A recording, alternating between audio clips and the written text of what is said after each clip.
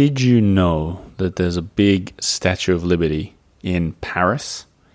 You know what? I have a feeling you maybe had heard that before, but as usual with this show, the Earful Tower, we're going to take it a step or two deeper because I happen to know that there are a lot more than just one Statue of Liberty. There's a handful. There might be as many as 10. And in this episode, no guest. Well, I guess Lady Liberty is the guest, but there's no one else besides me. I'm going to talk you through these Statue of Liberties, a little bit about where you can find them, and then I'm going to present to you a kind of unusual, fun, competition-y kind of idea of how I'm going to try and see them all in record time this week, live. So, this is the Earful Tower. My name is Oliver G, and we're going to go hunting for the Statues of Liberty in Paris.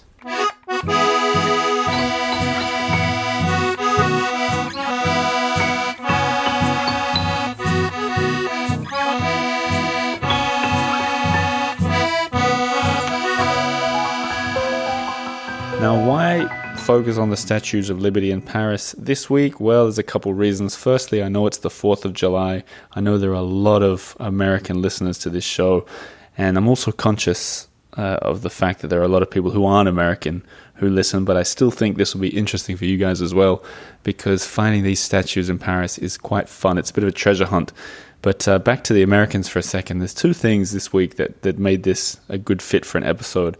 Firstly, I got invited to I don't know how this happened, but I got invited to the annual 4th of July party at the U.S. ambassador's residence, and this is happening on Tuesday. This is a party that it's almost legendary.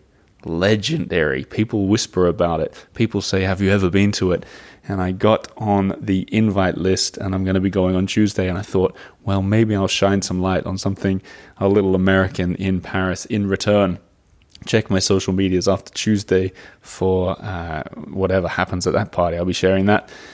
But also, you may have seen me sharing that NBC in the United States did a feature on us, and a really full feature, and they even called it Meet the G's, like 3.5 minutes of them just talking to me and my wife Lena and about me and my wife Lena, and it was surreal, really. I don't want to focus too much on this, but I thought I'd play a little clip just to give you an idea of what happened here. Lena is originally from Sweden. Her husband Oliver is from Australia. I'm an Australian in Paris since 2015. But France, We're doing some bubbles. is their home. First this one.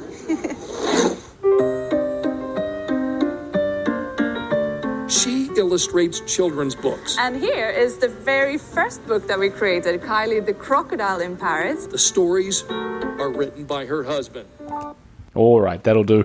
Do you know how unreal it is to think this is a podcast, like just a self-made podcast that I started one day for fun?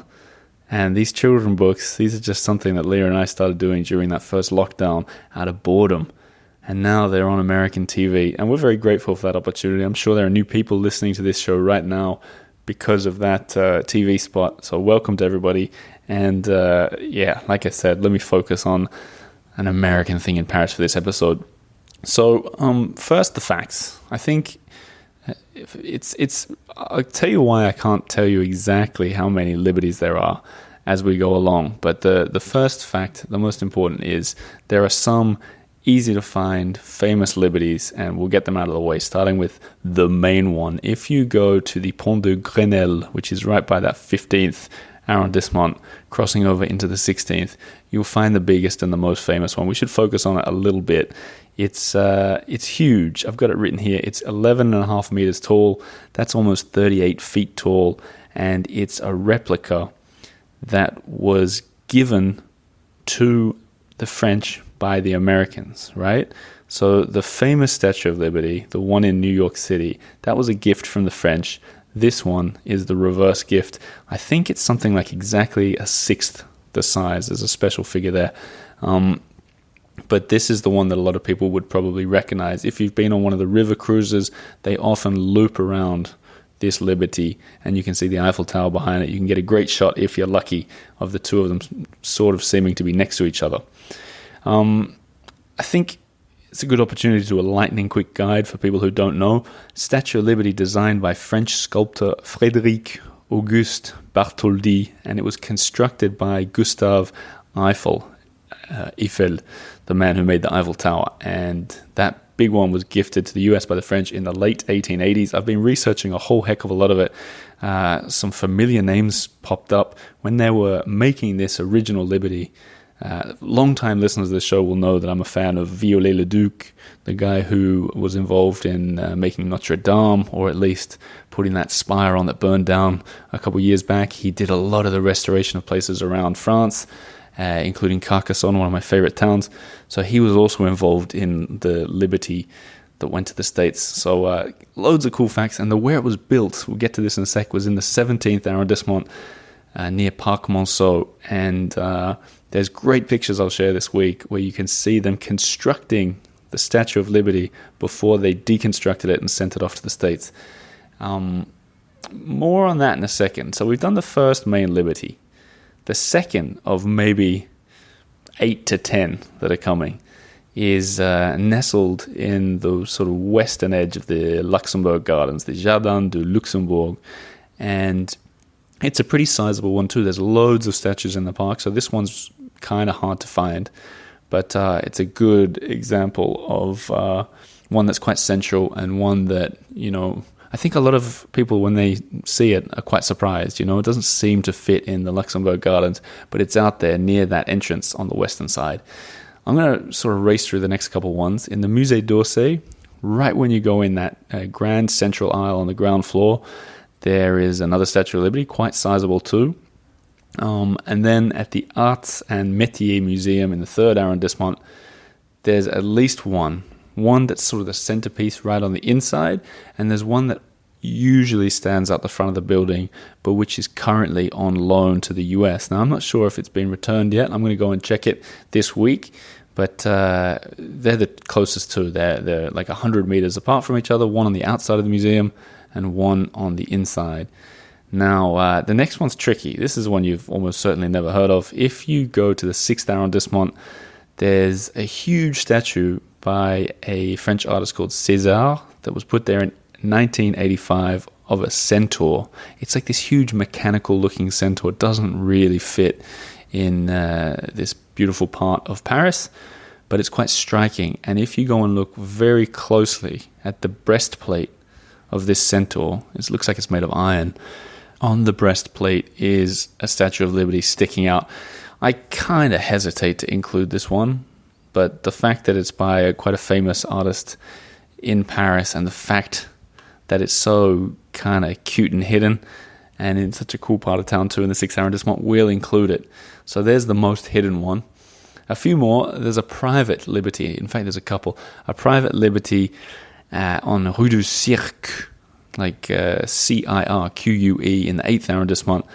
To get in there, you need to get into a private lobby. I didn't tell you that you need to do this. Do not drop my name, but if you make it, which I've done before, lovely private lobby there with mosaic tiles and a very sizable Liberty in there. I don't know how they have a lobby big enough for a Statue of Liberty, but bigger than me, reaching at least 2.5-3 meter ceiling there. And I took a bunch of pictures when I was last there. I'm going to try and visit that again, but that's a very impressive one. Now, there are a couple more. There's one on a boat, or at least there was one on a boat right in front of the Eiffel Tower. It doesn't look like a perfect replica. And there's another one on Rue de Rivoli in front of like a very average-looking souvenir shop. I don't count either of these ones really, but if you want to be pedantic. And then the other one that doesn't really count is the Flame of Liberty near the Pont de l'Alma Bridge on the right, crossing between the right and left bank, but you want to be on the right bank for this. There's a full-scale replica of the flame, and it's become like a memorial to Princess Diana, who died in the tunnel below. So it's not an official memorial. Often you'll see flowers and pictures of the princess there, but what we're interested in today is this golden flame. Interesting to think that it's the same size as the one on top of the Statue of Liberty, because it's unusual to be able to stand right next to it at ground level. The other one that I only learnt about while researching is in a medical lab on a street called Rue de Chazelle, and it's in the original location where they built the original Statue of Liberty. So this is on my list. I want to go check this out during this week, 17th arrondissement, a medical clinic. I've seen a picture. If you get in there, so you have to get into this kind of sketchy. I don't know if it's possible, but if you get in there, there's not only one of those oars, those paddles out the front with a picture of Statue of Liberty explaining it, but on the inside of this clinic, they've put a statue. Is it accessible? Is it to scale? Is it beautiful? I don't know, but it's cool. I love when there's a nod to that sort of thing. Imagine the wild history to be sitting in this sort of doctor's office, seeing a Liberty statue, and without realizing it, asking someone, why have you got Liberty sitting there? And they say, oh, well, this is the location where the Statue of Liberty was built 150 years ago. So that's Paris for you, isn't it? There's all kinds of special treats if you dare to ask. Now, before we talk about my idea to go and visit all these things, I think it's only fair that we talk about the rest of France. You can find many, many more liberties all over the whole country, including a 12-meter high version in Colmar, a terracotta replica in Lyon, one in Bordeaux that was seized by the Nazis in World War II, and many more, many, many more. You can find the information online. Now, I've been fascinated by these liberties for ages, and I wrote a blog post, I can see now. I wrote it on July the 4th of July 2018. I must have had it in my mind then that it'd be a good story to put out there for American listeners and readers.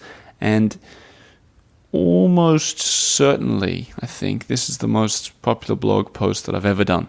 Just maybe hundreds of thousands of people have read this. If you Google Statue of Liberty Paris, I think this is the top thing that comes up. I really nailed this one, and I figure it was time to go and revisit it properly.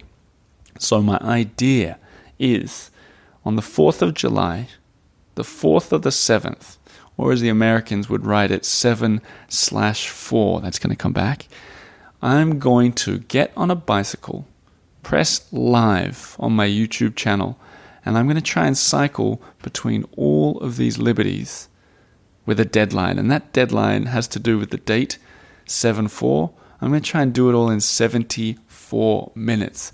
So I'll press go on the video. I haven't figured out exactly. I've been looking at the map. In fact, I'm looking at it as we speak right now, trying to figure out the best way to do it. I feel like it's to start in the Marais. And I'm kind of thinking this could be a walk or a cycle that people could do as a kind of pilgrimage, but I'll trailblaze this one. I think the best is to start at the Arts et Métiers Museum in the Marais, then get on a bike, preferably an electric one if you're going to do it in 74 minutes, go straight down to Luxembourg, over to the Centaur, down to the Musée d'Orsay, negotiate these Olympic sort of closed bridges and closed roads around the Pont Alexandre III to cut across to that Rue du Cirque in the 8th arrondissement, the private lobby. That's going to be the tricky one, because you're going to have to wait for a friendly person to open the door. Then maybe continue to Parc Monceau to see that one in the doctor's lab, which, I mean, this is going to need some recon before I start it. Then over to the Flame of Liberty near the Eiffel Tower, and then continue on towards the sunset for the biggest one at the end. So we'll approach her from behind. Maybe we'll see the sun going down. It'll be in the late afternoon. And that's where the video will end, 74 minutes after it started. How to make this more fun? Of course, electric bikes and doing it live in the afternoon on the 4th of July is already fun. But I also messaged pretty much all of the Americans who've been on this podcast recently, all of the ones who I thought might say yes. So any who don't seem like the kind of people who'd get on a bike, I didn't message them out of politeness and respect for bringing up such a silly idea. Also, I want them to say yes to my next invitation.